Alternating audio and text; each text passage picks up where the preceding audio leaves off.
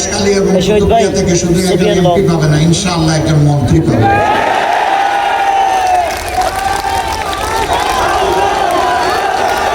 এখন আপনারা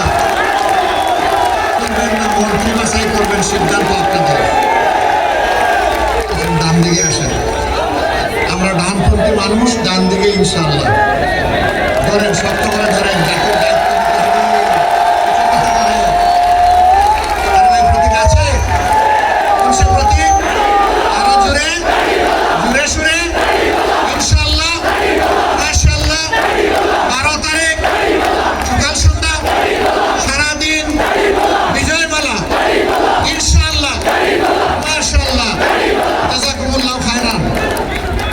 ভোটচোররা যাতে কারো ভোট চুরি করতে না পারে এখন থেকে সোজা জানিয়ে দিন।